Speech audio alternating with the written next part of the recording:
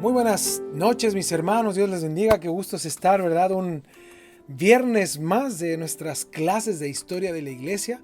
Damos gracias, ¿verdad?, al Señor por todo lo que Él nos permite hacer en este tiempo, de estudiar de la historia, estudiar de su palabra, ver cómo durante la historia han habido tantos hombres, ¿verdad?, que han no tan solo luchado, sino que han entendido y comprendido lo que es ser un seguidor, un fiel seguidor del Evangelio de nuestro Señor Jesucristo. Por eso damos gracias al Señor, ¿verdad?, de poder hoy, usted y yo, ser las personas que Dios puso en este momento, en este tiempo, para seguir los pasos de Jesús, así como lo han hecho nuestros hermanos a través de la historia. Así que yo le invito a que ahora que vamos a comenzar este tiempo podamos hacer una oración primero que todo, antes de iniciar nuestra clase, y podamos encomendar y dar este tiempo al Señor para concentrarnos en lo que el Señor tiene hoy para nosotros. Le invito a que oremos. Señor, te damos gracias.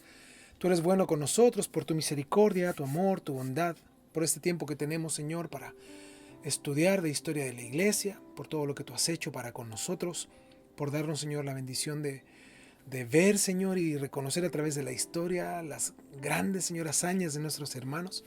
Cómo, Señor, tú les has usado en una manera tan sorprendente y asimismo, Señor, un desafío enorme que tenemos nosotros el día de hoy como iglesia, el seguir, Señor, los pasos de Cristo y tomar el ejemplo de nuestros hermanos, Señor, que han salido adelante, Señor, y que han llevado tu palabra, Señor, de una manera impresionante y han vivido tu palabra y se han, Señor, presentado ante literalmente, Señor, problemas, adversidades y oposiciones y la misma muerte. Y así, Señor, y todo, nunca han negado tu fe. Muchos de ellos, Señor, te damos gracias por eso, porque hoy podemos, Señor, seguir sus pasos y darte gracias por todo lo que tú has hecho. Señor, encomendamos este tiempo a ti y te agradecemos por tu misericordia, tu gracia, tu bondad y tu favor. A través de Jesús. Amén. Amén. Amén. Bueno, mis hermanos, la semana pasada estudiamos de John Wycliffe, ¿verdad? Y vimos cómo un hombre con una pasión por el Señor y un erudito, ¿verdad?, de las Escrituras. Él lo que hizo fue traducir la Biblia y poder llevar la Biblia a cada una de las personas en Inglaterra, bueno, en ese tiempo lo que era Reino Unido, ¿verdad? Y es impresionante ver cómo en el corazón de un hombre que anhela más de Dios, se da cuenta que hay un monopolio y se da cuenta que hay todo un sistema que va contra la palabra de Dios y él decide hacer algo. Es lo que nosotros hoy deberíamos entender, ¿verdad? No es tan solo el hecho de querer hacer algo, sino decidir hacer algo. Nosotros hoy vivimos en una sociedad cristiana donde también está la contraparte, mucha gente que quiere hacer algo, pero de mala manera, lo hacen a través de la exposición o de el maltrato o de hablar mal de otros o de ocupar sus ciertas fortalezas para según ellos confrontar, ¿verdad?, el evangelio o las ideas de otras personas. Pero ahí también caemos en el error porque Dios no nos llama a nosotros a contender, sino que nos llama a edificar, y esto es lo que debemos de tomar como ejemplo de estos hombres. ¿Por qué? Porque ellos contendían o peleaban contra el sistema, que era opuesto a Dios, pero contra los cristianos, ellos hacían algo para que ellos pudieran ver la verdad y conocer y reconocer la verdad, y ese debería ser también el llamado de nosotros el día de hoy. Bueno, hoy vamos a estudiar de John Hus, vamos a hablar en la historia de John Hus. A él se le llama y se le denomina el padre de la Reforma. Es más, él es conocido como el padre de la Reforma mucho antes que Lutero. John Hus nació en Husenitz, un pueblo de un sector llamado Bohemia, alrededor del año 1372. Sus padres le dieron la mejor educación que le permitían sus circunstancias y habiendo adquirido John Hus un buen conocimiento de los clásicos en una escuela privada, postuló y pasó a la Universidad de Praga, donde él dio pruebas de capacidad intelectual y se destacó por su diligencia y aplicación al estudio general. Su madre era una mujer muy piadosa y lo primero que le enseñó a John Hus fue el temor a Dios. El temor de Dios, ¿verdad? Como estamos estudiando nosotros cada domingo. Ahora, estando John en la primaria, aprendió las bases del latín. Qué impresionante, ¿verdad? Cómo Dios hace todas las cosas. Y él ignoraba que esto sin duda le serviría para acercarse a la Vulgata Latina cuando él iba a llegar en un futuro a ser sacerdote. Porque no olvidemos que solo los sacerdotes podían leer la Biblia, y la Biblia, la única traducción que había hasta ese momento, era el latín. En 1386 él se fue a Praga a estudiar la preparatoria y aprendió a hablar alemán. Y a la edad de 18 años, en 1390, ingresó a la universidad a estudiar una carrera universitaria. John Hus luchaba contra la pobreza. Él pasaba mucha hambre y comenzó a observar en la universidad a los muy bien alimentados sacerdotes. Y él comenzó a asociar el ministerio de servir a Dios con el buen vivir o con el tener la oportunidad de comer, de saciar el vientre. Entonces, al paso de los años, él se fue en esta dirección porque entendió que era una labor rentable el ser sacerdote. Ahí nosotros vemos cómo, sin duda, Dios tiene planes, ¿verdad? Vemos como John Wycliffe, por ejemplo, la semana pasada era un hombre que anhelaba servir a Dios y entró para de algún modo exponer las mentiras, ¿verdad?, del papado. Pero vemos a John Hus que tenía otro motivo un poco diferente, ¿verdad? Él quería salir adelante financieramente. Él confesó que quería ser sacerdote con el paso de los años para vivir bien.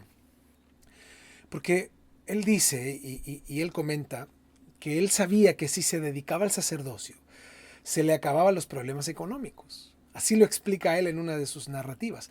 Por lo que él siempre expuso que él había visto a los sacerdotes quienes tenían comida de sobra y además vivían muy bien. Entonces él pensó también que al ser sacerdote se iba a vestir con la pompa que se vestían los clérigos en aquel momento. No nos olvidemos que la pompa que ellos tenían era una ropa esplendorosa, ¿verdad? Él pensaba que de esta manera él iba a ser respetado y admirado por los hombres de su tiempo. Entonces él decide, por estos motivos, ser sacerdote. ¿Y qué creen? Lo logró. Y comenzó a aspirar a nuevos puestos o a ascender en el clero. Y lo logró. Logró ascender también en el clero. Ahora yo quiero hacer una pregunta. Espero que usted me ayude a pensar, ¿verdad?, y a considerar esto. ¿Qué estamos proyectando los cristianos a la gente? Asimismo, los ministros del Evangelio a la gente.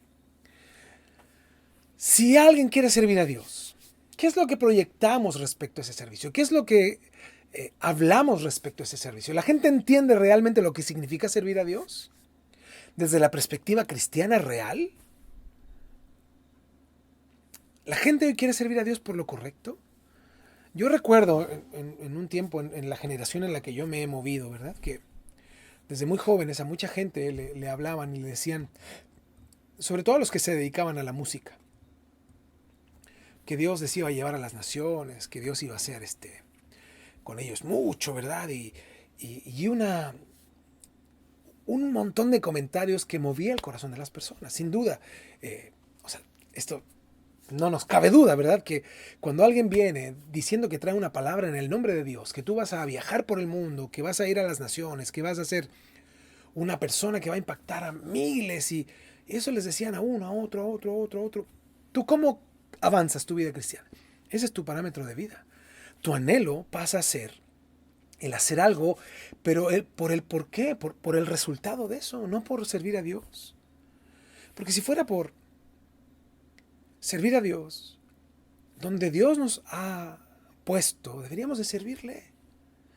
Y ahí ya está todo resuelto. Ahí deberíamos de servir a Dios. Porque si el asunto es servir a Dios, dice la palabra que si en lo poco hemos sido fieles, Él cuando venga por nosotros dice que Él sobre mucho nos pondrá. Y no se refiere a servir por querer obtener algo mucho después. O sea, no es servir en lo poco para obtenerlo mucho, sino que entender que el lugar de privilegio que Dios nos ha dado por Cristo, ¿verdad?, dice que somos coherederos con Él. O sea, imagínate que si servimos a Dios donde Él nos ponga, aunque aparentemente se vea poco, aunque aparentemente se vea nada, y pagando el costo de servir, ¿te imaginas dónde Dios nos va a colocar? Somos coherederos con Cristo. ¡Wow! Eso es sorprendente. Por eso, este joven John Hus nunca se imaginó que al tener contacto con las escrituras en latín se encontraría con su verdadero destino, que era Dios. La vida de este joven cambió drásticamente al leer las escrituras. O sea, su sentido, su dirección, el camino por el cual él quería servir a Dios y él quería hacer las cosas para Dios, cambió radicalmente. porque al estudiarlas, él ahora se volvió un apasionado seguidor de Jesucristo. Más tarde, proclamaría constantemente su frase más conocida, más famosa en la historia. Él decía, lean las Escrituras, busquen las Escrituras. ¡Wow! Él tenía un lema, y eso los quiero poner aquí en grande. Él decía, si yo discierno una opinión respecto a las Escrituras mejor que la mía, abandonaré la mía de manera humilde al reconocer que alguien tiene más conocimiento en las Escrituras. Fíjense, es impresionante lo que él está diciendo. O sea, si en verdad tú tienes una sabiduría mayor que lo que yo puedo discernir en las Escrituras, dice, yo, dice, abandonaré mi manera humilde de ver las Escrituras y admitiré que alguien tiene una sabiduría mayor que lo que la Biblia dice. Ahora, todos estamos en este camino de conocer bien las Escrituras y tenemos que estar dispuestos constantemente a cambiar y corregir las doctrinas que a veces hemos llevado, que están mal por años. La mayoría de nosotros venimos de un sistema doctrinal donde hemos vivido más en base a un sistema dogmático que a un verdadero evangelio. Y debemos de aprender a dejar todo eso de lado porque la palabra nos va a abrir nuestro entendimiento, nos va a dar claridad y vamos a poder ver y saber y entender con claridad lo que el Señor quiere y demanda de nosotros. Y eso debería ser lo más importante, lo que la palabra de Dios dice. Yo el otro día vi una afirmación por ahí en una publicación. Y sabes que me dio tanta impotencia que lo único que tenía que hacer fue a escribir un texto bíblico. ¿Y sabes la conmoción que trajo ese texto? No te imaginas la conmoción que trajo escribir un texto. Fue impresionante. Nunca me había sentido tan atacado por alguien que el que leyó ese texto. Bueno, vamos a ver un caso interesante que la Biblia nos narra respecto al error en las doctrinas. De cómo debemos de tomar esto del error. Debe ser para nosotros algo importante y ocuparnos también de quienes conocemos que pueden estar en el error. Vamos a ir a Hechos, capítulo 18, versículo 24, y vamos a ver el caso de Apolos, un hombre que llegó a ser muy importante en la iglesia. Pero veamos lo que ocurre con Apolos. Hechos 18, 24 dice, llegó entonces a Éfeso un judío llamado Apolos, natural de Alejandría, varón elocuente, dice, poderoso en las escrituras. O sea, no era cualquiera, era elocuente, ¿no? Era conocedor de las escrituras. Era un hombre que hablaba de lo que sabía, de lo que entendía de las escrituras. 25. Este había sido instruido en el camino del Señor y siendo de espíritu fervoroso, o sea, era un apasionado por las cosas de Dios, hablaba y enseñaba diligentemente lo concerniente al Señor, aunque solamente conocía el bautismo de Juan. O sea, para hacer esto comprensible y entendible, lo que no sabía Apolos es que el Mesías ya llegó. Él conocía el bautismo de Juan, que Juan decía, arrepentíos y convertíos porque el reino de los cielos se ha acercado a vosotros. Juan decía, hagan frutos dignos de arrepentimiento, decía, pero el que viene tras de mí, él los bautizará en Espíritu Santo y fuego, del cual decía Juan, no soy digno de atar su calzado. Entonces él hablaba, vendrá alguien, decía Apolos, vendrá el Mesías, vendrá el Salvador, vendrá nuestro Redentor, vendrá quien en verdad nos dé vida eterna. Impresionante que hasta ahí era lo que él conocía. Hasta ahí. Dice el 18-26 de Hechos. Y comenzó a hablar con denuedo en la sinagoga, pero cuando le oyeron Aquilas y Priscila, un matrimonio, ya sabemos, ¿verdad?, de siervos de Dios, le tomaron aparte y les pusieron más exactamente el camino de Dios. ¡Wow! O sea, la Biblia dice que, aunque era poderoso en las Escrituras, no sabía todo. Le dijeron, hermano, vente, te quiero enseñar algo. Mira, Cristo ya vino, el Mesías ya vino. Es más, ya estuvo aquí, en la tierra. Es más, murió, resucitó y se fue al cielo y volverá. ¿Se imaginan el sentimiento de Apolos? ¿Sabes cuál es uno de los problemas graves de la iglesia hoy? Es que la gente dice, no es cierto, yo no creo, yo no sé. Es más, lo puedes estar viendo en la escritura, en la palabra, dicen, no sé. O sea, hacen los locos, ¿no? Como que no quieren aceptar la verdad. Por eso es necesario tener un corazón humilde para poder morir a los errores doctrinales que traemos. Un corazón humilde. ¿Y quiénes están dispuestos a tener corazones humildes? Solo quienes han sido tratados por Dios. Solo quienes han entregado su corazón por completo a Dios. Solo quienes están en verdad en una búsqueda constante del corazón de Dios, de saber quién es Él, como hemos estudiado las últimas semanas, quienes temen al Señor y temen a su palabra. Ellos son los que no tan solo son iluminados con la verdad del Evangelio, sino que además de eso Dios los capacita para vivir el Evangelio y entender las Escrituras. Y eso es lo que nosotros necesitamos, mis hermanos. Entender la palabra de Dios, entenderla y rendirnos a ella. Y por sobre todas las cosas, ir muriendo a lo que traíamos, que pensábamos que era y no es. Que pensábamos que era y no es. Pero ahí es donde el Señor hace su obra. Cuando yo muero a las ideas que tengo, yo nazco y vivo para la verdad de Dios. Qué poderoso, ¿verdad? O sea, si hay un pensamiento más sabio que el que yo tengo, más elocuente en las Escrituras, debemos de ser humildes, tener un corazón humilde. Y cuando aprendemos la verdad del Evangelio es sorprendente cómo a veces es contrario a la verdad que nosotros creemos. Veamos otro caso. Vamos a Hechos 17:10. Hechos 17:10.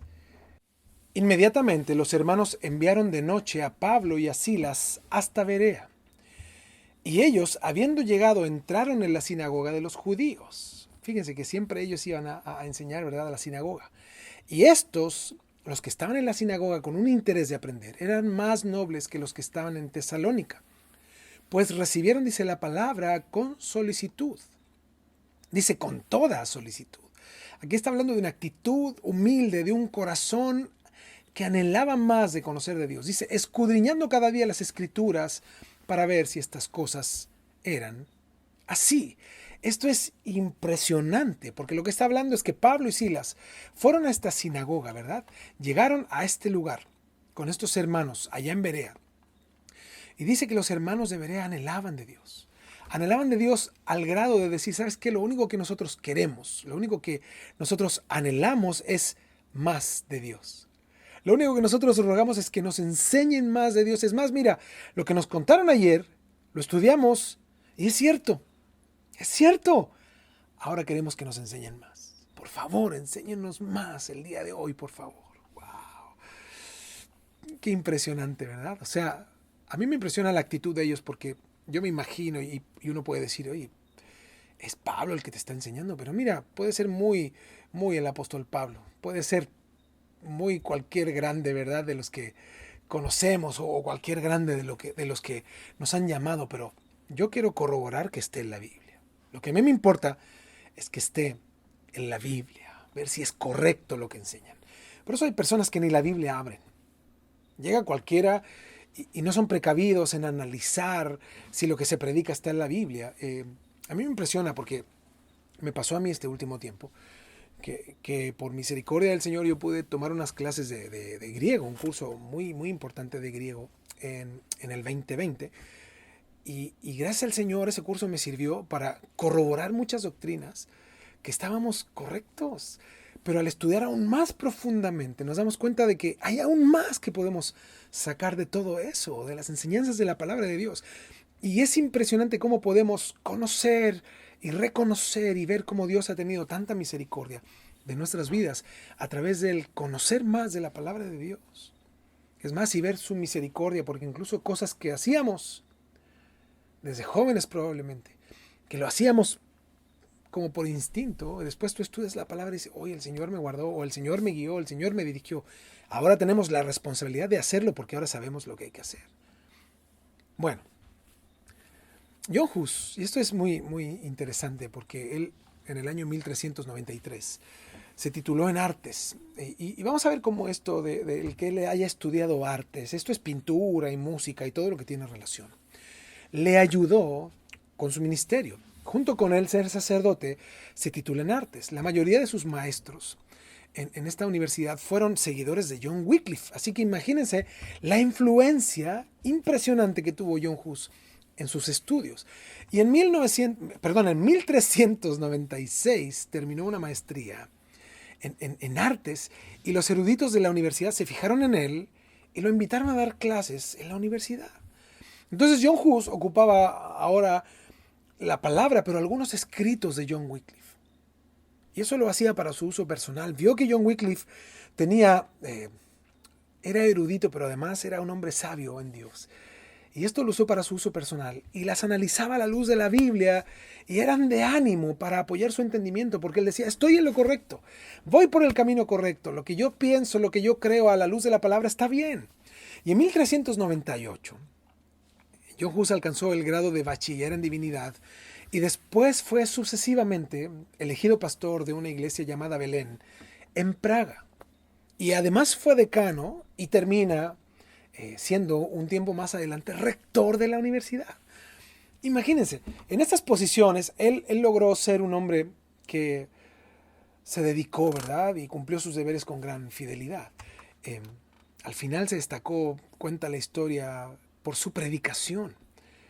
Y se conformaba a él y trataba de tomar las doctrinas de Wycliffe y aplicarlas en la iglesia donde él también exponía. Él sabía que no era probable que pudiera escapar de algún modo de la atención de los otros sacerdotes e incluso del Papa y sus partidarios, ¿verdad? Porque él estaba predicando en una universidad muy importante en Praga, en la iglesia de Belén, contra el Papa en sí mismo. Era lo mismo que hacía Wycliffe. Y él, contra los que predicaba, no lo hacía con poca aspereza, lo hacía con firmeza. Es más, cuentan que John Hus llegó a predicar más de 250 sermones al año. Esto es casi uno diario.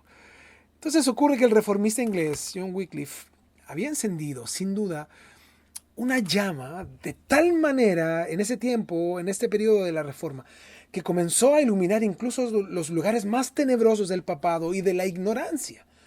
Sus doctrinas de Wycliffe se esparcieron por Bohemia, esta ciudad de donde era John Hus, y fueron bien recibidas por muchas personas, pero por nadie en particular como con John Hus. Y además John Hus tenía un amigo que también era celoso de las escrituras, llamado Jerónimo de Praga. Dice su biografía que era único en cuanto a su fervor. Y era único, dice la historia, hablando de John Hus, en su fuego en cuanto a cómo predicar la palabra de Dios. Cuenta la historia que él rompió las reglas y comenzó a enseñar las escrituras al pueblo en su idioma. O sea, a él no le importó lo que decía el clero, lo que decía el papa. Lo que él hizo fue traducir la palabra de Dios y lo enseñaba en su idioma. El arzobispo de Praga, al ver que los reformistas estaban aumentando en toda la zona, emitió un decreto para suprimir el esparcimiento continuo de los escritos de John Wycliffe. Pero esto tuvo un efecto totalmente contrario al esperado, porque sirvió de estímulo para el celo de los que manejaban y conocían ahora estas doctrinas. Y casi toda la universidad ahora se unió, ya no para quemar los escritos de Wycliffe o para destruirlos, sino para propagarlos, para promoverlos. Dice la historia que en la iglesia de Belén, John Hus ocupó sus conocimientos de arte, de pintura, para para dibujar murales.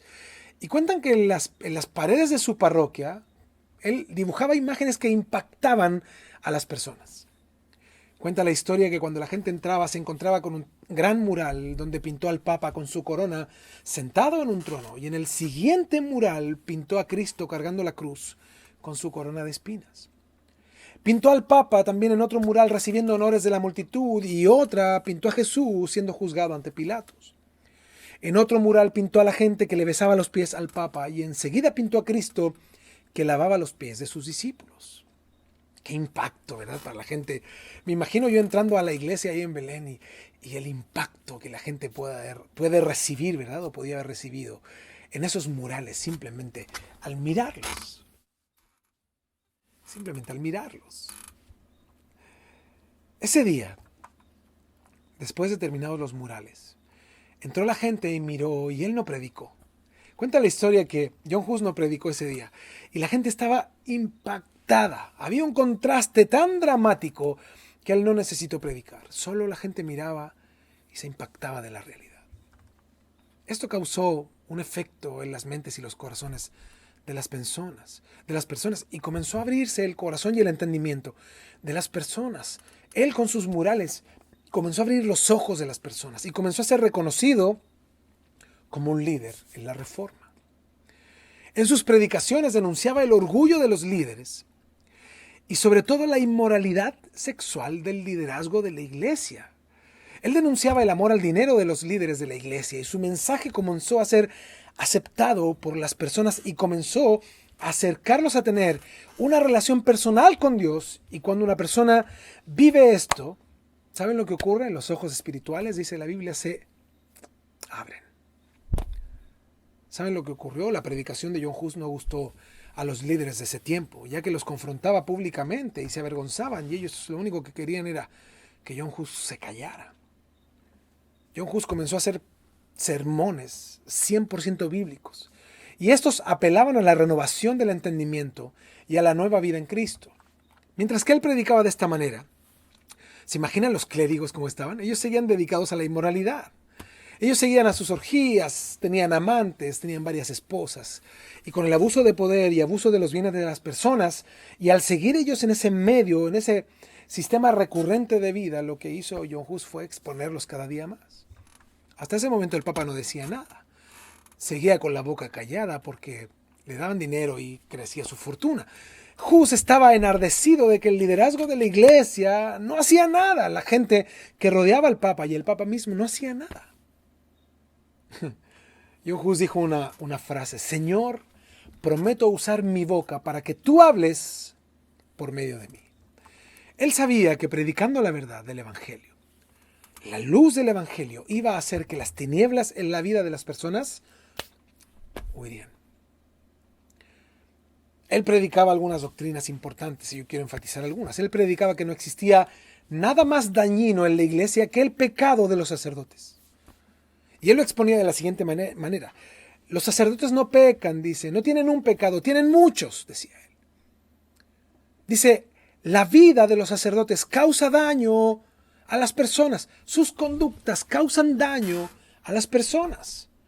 Y él decía que una persona que tiene doble vida no podía estar predicando. En ese tiempo tampoco, ¿verdad? No debería. Por eso debemos de pedir discernimiento. Es importante esto porque, sobre todo los ministros y quienes queremos hablar del Evangelio, lo más importante para que podamos hablar de Dios es ser avalados por Dios. O sea, debemos de llevar una vida recta para que Dios nos avale. Nos van a acusar a lo mejor de mentiras y van a decir cosas de nosotros, pero serán solo eso, mentiras. Mientras tengamos una vida recta y hablemos la palabra de Dios, todo lo que digan de nosotros será mentira. John Hus decía, debemos volver al ejemplo de los primeros cristianos. Nosotros hoy decimos lo mismo, ¿verdad? Y el clero estaba enfurecido porque no los tomaban a ellos como referentes, sino a los cristianos primitivos. John Hus denunciaba algunas cosas de manera superlativa. Él decía, la pompa papal y del clero, todo lo que hacen mis colegas, dice en el ministerio, va en contra de las escrituras. Esto de la pompa que usa el Papa y la pompa que usan los otros, dice, eso va contra Dios.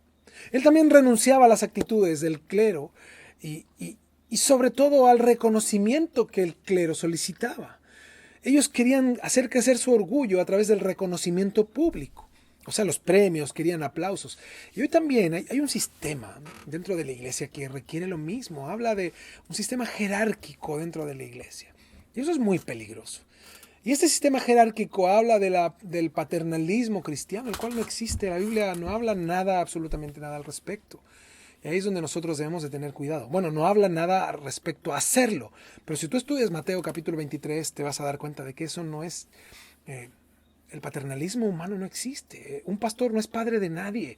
El pastor es simplemente una persona que Dios puso para ser servidor de todos. Pero no el papá de alguien. Por favor, hermanos. Mateo 23 habla de eso. No nombres a nadie padre, ¿verdad? Ningún nombre le digas padre, porque los fariseos buscaban eso. Buscaban este trato paternalista con las personas para sacar beneficio. John Hus también dijo, Cristo en una cruz y ustedes en un trono. Cristo con una corona de espinas y ustedes con una corona de oro. Cristo traspasado por amor y ustedes matan por amor a la basura llamada dinero. ¡Wow! ¡Qué frase!, ¿no? Otra frase dice, Si San Pablo escribiera una epístola para la gente de este tiempo, dice, condenaría la inmoralidad de los ministros. Impresionante cómo él denunció frontalmente la inmoralidad, la vida, el estilo de vida del Papa y de los ministros, de los que decían o los que debían de predicar la palabra. También denunció que la gente se impactaba más de las vestiduras de los sacerdotes que de Dios mismo. Dijo John Hus en un sermón, se quedan atónitos mirando los cálices, los adornos, las campanas, los órganos, las gorras forradas de perlas, las varas de los obispos, las cruces de oro, y la gente al volver a su casa hablan más de lo que ven en ustedes que de Dios. ¡Wow! ¡Qué frase!, ¿verdad? Imagínate esto en un sermón al clero directo. ¡Qué impresionante!, ¿no? También atacó la malvada simonía. En algunas semanas yo creo que vamos a hablar de esto, pero es importante entender que el clero en ese tiempo vendía, ¿verdad? Vendía y cobraban dinero por los dones. Cobraban dinero por el perdón, cobraban dinero por hacer algo en favor de otro, cobraban dinero por predicar, por ir a orar, cobraban dinero absolutamente por todo. Y desaprobada públicamente que los clérigos de ese tiempo, además de cobrar por servicios ministeriales como bautizar, casar, funerales, predicar, bueno, y hoy hasta cobran por cantar, ¿verdad? Muchos ministros. Él dijo respecto a la simonía, todo esto es antibíblico. John Hus dijo lo siguiente, Jesús nunca recibió o cobró dinero alguno a quienes ayudó. Den de gracia lo que de gracia han recibido, cómanse lo que les pongan enfrente, el obrero es digno de su salario. ¡Wow! Mis hermanos, si alguien abraza el ministerio que no sea por codicia, ¿verdad? Porque es lo más absurdo que puede existir, el servir a Dios por amar el dinero. También John Hus dijo, nadie de ustedes está obligado de asistir a una misa que oficia un sacerdote que viva en inmoralidad sexual. No asistan donde se practique la simonía que cobra por los servicios gratuitos de la iglesia, mucho menos les entregue sus ofrendas o diezmos. ¡Wow! ¡Qué impresionante! ¿Eh? Siempre terminaba sus sermones diciendo, la verdad vence todo.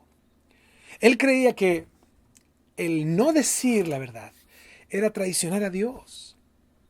Y esto tiene mucho sentido, porque si callamos, sin lugar a dudas, mis hermanos, traicionamos a Dios, nosotros el día de hoy. Él predicaba que la vida de los sacerdotes debía de ser un ejemplo. El pretexto que usaban y usan algunos sacerdotes es el siguiente. Hebreos 12:2. Esto del ejemplo, y que la gente, los que no son de Dios, dicen, no me mires a mí, mira al Señor. Fíjate, este texto usan Hebreos 12:2. Dice, puesto los ojos en Jesús, el autor y consumador de la fe, el cual, por el gozo puesto delante de él, sufrió la cruz, menospreciando el oprobio, y se sentó a la diestra del trono de Dios. ¡Wow! Los curas y los sacerdotes de ese tiempo decían, no nos vean a nosotros, pongan sus ojos en Cristo. Qué fácil, ¿verdad? Ellos vivían una vida inmoral, perversa, iban a los prostíbulos, eran alcohólicos, tenían mujeres, 2, 3, una cantidad sin número, vivían una vida totalmente inmoral y perversa y decían, pues no me mires a mí déjame vivir, mira a Dios. Y esta es una media verdad, porque es cierto que debemos de ver a Jesús en lo concerniente a la salvación.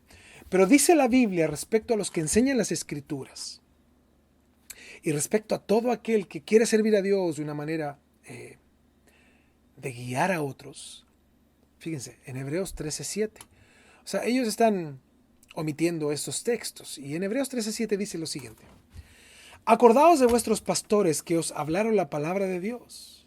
Considerad, esto quiere decir, observa cuál haya sido el resultado de su predicación. No, dice, de su conducta e imitad su fe. ¡Wow! Hebreos 13:17 dice, obedeced a vuestros pastores y sujetaos a ellos, porque ellos velan por vuestras almas, como quienes han de dar cuenta, para que lo hagan, dice, con alegría y no quejándose, porque esto no es provechoso. ¡Wow! ¡Qué impresionante! Primero, ve la fe de tus pastores. Acuérdate de ellos, en orar por ellos, en hacer partícipe a ellos de lo que tú tienes o lo que tú haces. Y no te olvides que ellos tienen una labor, que te hablen la palabra de Dios. Ahora considera cuál es el resultado de su conducta, si lo que predican lo viven. Y si lo viven, imítalos, imita su fe.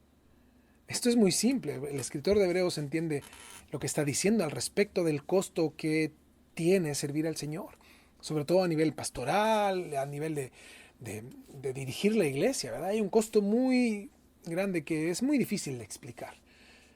Pero el que lo vive lo entiende. Por eso dice, oye, ellos ya llevan un tiempo sabiendo que hay un costo. Imita su fe. Ahí puedes encontrar en las pruebas, en las adversidades, en la crítica, en la adulación, en la soledad, en medio de la compañía, en la escasez, en la abundancia. Ellos te pueden decir cómo poder mantenerte en pie.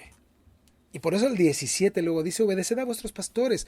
Por lo anterior, por si observaste su conducta correcta, de acuerdo a la palabra de Dios, e imita su fe, obedécelos, sujétate a ellos. Dice, porque ellos velan por ti, o sea, ellos también oran por ti para que tu fe no falte, para que tú puedas crecer y madurar. Wow. Y dice, para que lo hagan con alegría y no quejándose. Por eso el poner los ojos en Cristo respecto a la salvación es lo correcto, lo que dice la Biblia. Pero también los creyentes deben de ver la conducta de su pastor, sin duda, e imitar su fe. ¿Y qué ocurre si esta no es o no está de acuerdo a la palabra de Dios? Pues, ¿qué haces ahí? ¿Qué hacer ahí, verdad? Wow, es mejor correr.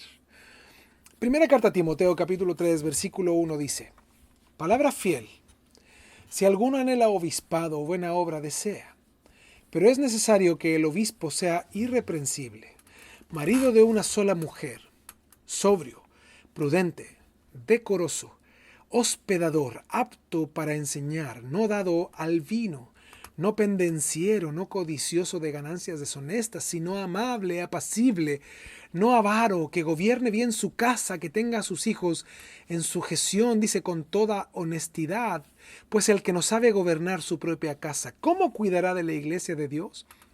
No un neófito, no sea que envaneciéndose caiga en la condenación del diablo.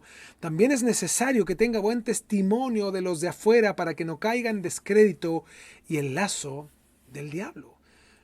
Sin duda esto a la carne no le gusta, ¿verdad? El tener ciertas condiciones. Pero la confronta. De que las personas que dirigen la iglesia tengan ciertas características, no sea cualquiera, para que podamos nosotros ver a través de su conducta cómo vive. Además, si vive la palabra, para yo poder imitar su fe. Yo doy gracias a Dios por mi pastor. Yo puedo imitar su fe.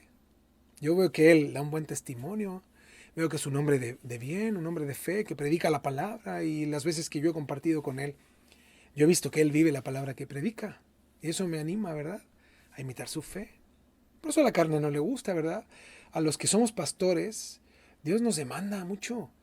Pero a los que son las ovejas, ¿verdad?, del Señor, que Dios las ha puesto para que nosotros las guiemos al Señor, deben hacer lo mismo.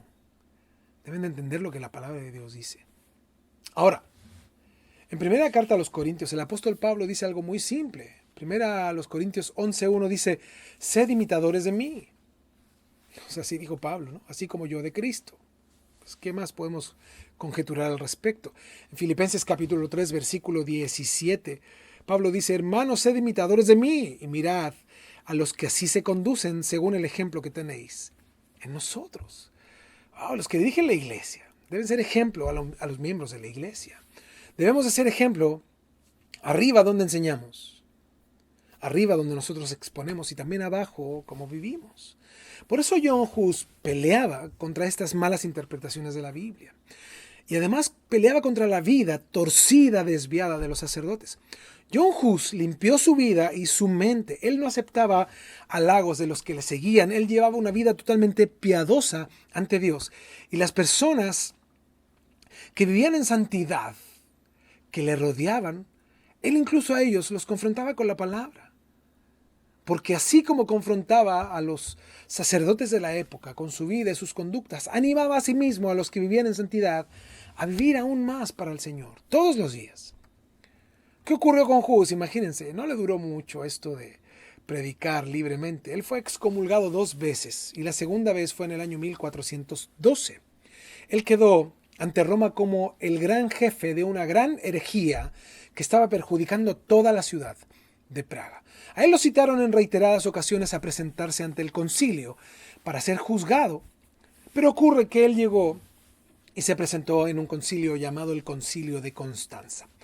Hus se fue de Praga y él se refugió en Bohemia, la ciudad donde él nació, y él se dedicó a continuar su labor reformadora a través de sus escritos.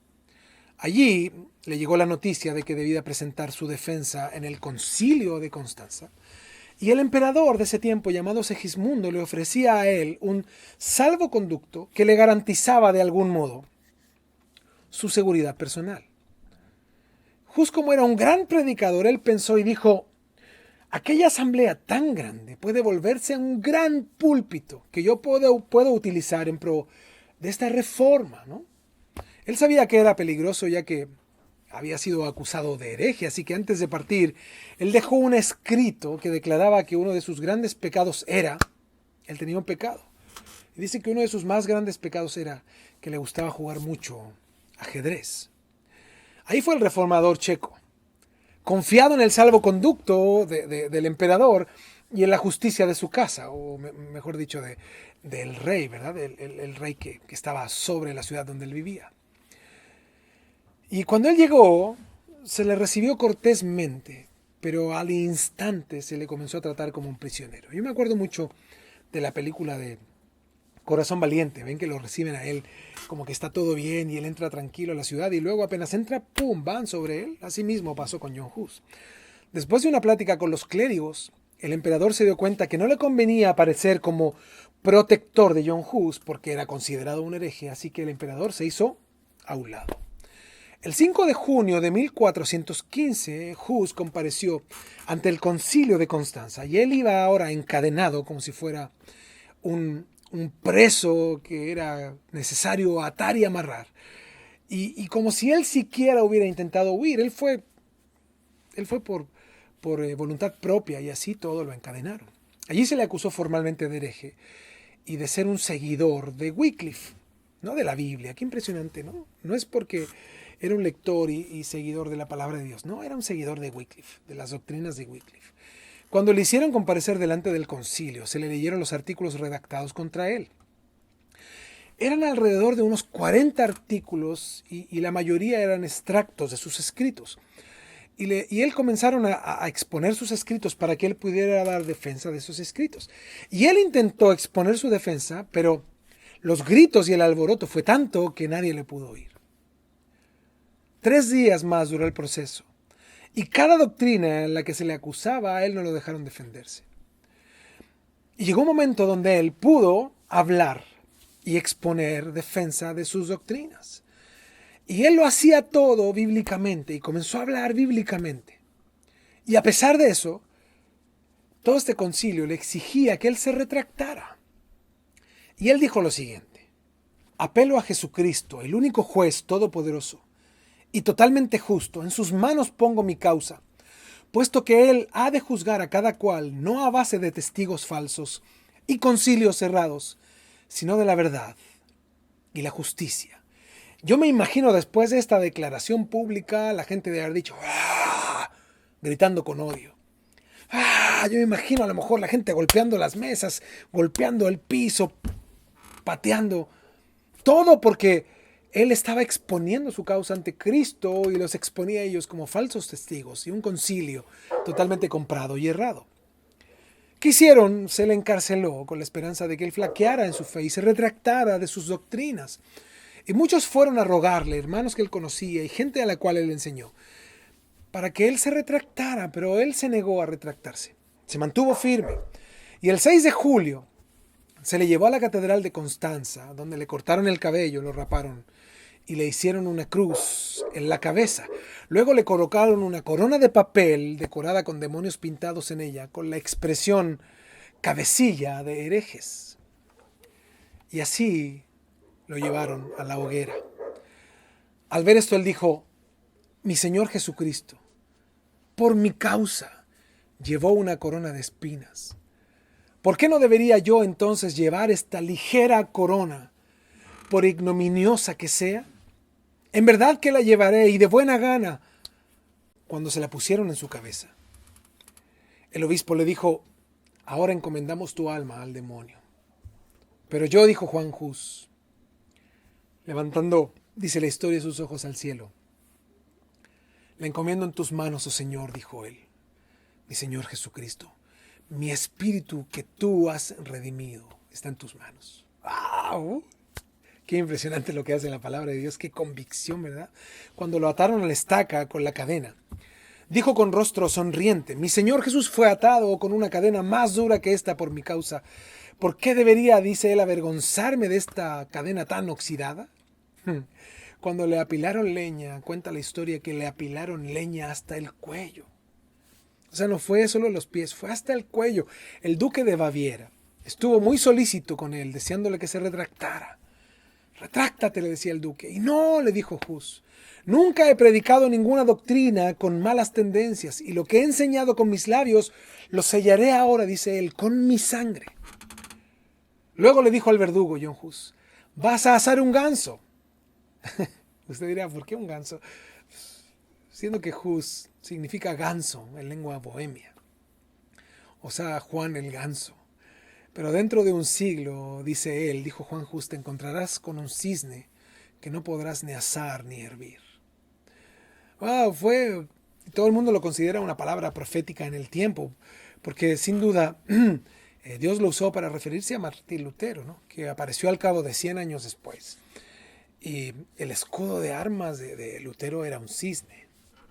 Bueno, a lo mejor Lutero también tomó estas palabras de Hus, ¿verdad? Para poner un cisne, no sabemos, ¿verdad? Pero bueno, Dios es el que hace las cosas. Finalmente prendieron la leña y entonces nuestro mártir, dice la historia, que cantó un himno tan fuerte y alegre que fue oído a través del crepitar de la leña, como se quebraba la leña con el fuego, y del fregor de la multitud. La gente estaba ahí gritando de manera sorprendente. Finalmente su voz fue acallada por las fuertes llamas, ¿verdad? Y pronto pusieron fin a su existencia.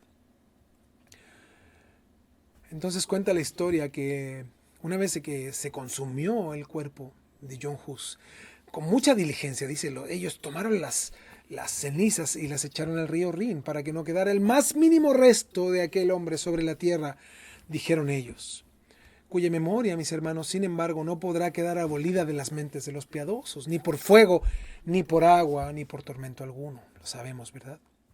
Junto a él, en el momento de llevarlo al martirio, también llevaron sus libros. Y pusieron sus libros en el fondo de la leña para quemar también no tan solo el fuego, no tan solo el cuerpo, sino también los escritos de él. Y él oró diciendo, Señor Jesús, por ti sufro, dice él, con paciencia esta muerte cruel. Te ruego que tengas misericordia de mis enemigos. Wow.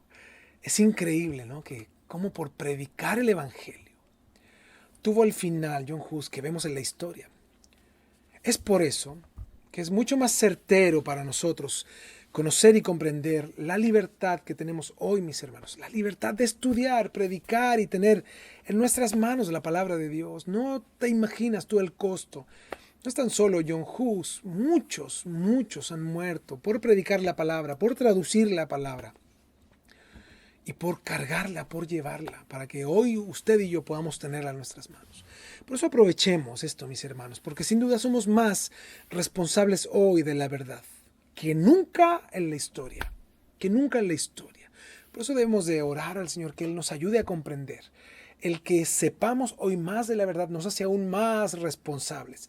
El que haya más verdad expuesta de Dios, en el original, en los textos originales, en las traducciones, en la Biblia en español, que nosotros tenemos muchas versiones, hay una mayor responsabilidad. Esto no significa que tú ahora la tienes en la casa, la compras y ahí la guardas, o que el Señor te entiende. En lo absoluto, tú y yo somos más responsables hoy que nadie en la historia de la iglesia. Qué hermosa historia, ¿verdad? La de John Hus. Y yo con la parte que me quedo es cómo él predicó sin palabras. Es impresionante su vida y lo que él hizo. Estos murales, donde la gente pudo entrar a la iglesia y sin palabras recibir el gran mensaje del Evangelio de Jesús, que era tan contrastante, ¿verdad?, a la vida que vivían los que decían ser la iglesia del Señor. Les invito a que demos gracias al Señor, oremos y podamos terminar este tiempo de la clase. Señor, te damos gracias por tu amor y misericordia. Gracias por lo que podemos, Señor, hoy entender, ver, comprender de John Hus. Qué hermoso, Señor, es ver cómo tú has puesto un corazón valiente, Señor, en los hombres que te aman y te buscan. Corazones, Señor, de gente que no tiene temores, Señor, ni miedos. Al contrario, Señor, que viven para ti con todo su ser. Y eso mismo haz con nosotros, Señor. Haznos valientes para predicar tu palabra, para estudiar, dar tiempo, Señor, para dar a conocer tu palabra a otros. Y asimismo nuestra responsabilidad es cumplirlas. Ayúdanos, Señor. Te damos gracias con todo nuestro corazón por lo que has hecho. Y te rogamos, Señor, que vamos a aprender de la historia, para que hoy nosotros seamos también protagonistas de la historia. En este tiempo, Señor, para que tu nombre sea reconocido y que Cristo, Señor, sea el Señor de todo aquel que esté dispuesto a arrepentirse de corazón y a vivir tu palabra. Te agradecemos, Señor, por la historia de la iglesia, que nos anima, edifica y hace crecer a través de Jesús. Amén. Amén. Amén. Dios los bendiga, mis hermanos. Qué gusto es haber estado un día más con ustedes. Con la ayuda del Señor, nos vemos el día domingo. No se olviden que estamos todo el mes de marzo en este tiempo de acción de gracias. Así que todo lo que usted requiera o necesite saber al respecto, llámenos, infórmese con nosotros y podemos ayudarles. Así, mis hermanos, les dejo. Dios les bendiga. Un abrazo para todos. Que estén muy bien. Nos vemos pronto con la ayuda del Señor. Adiós.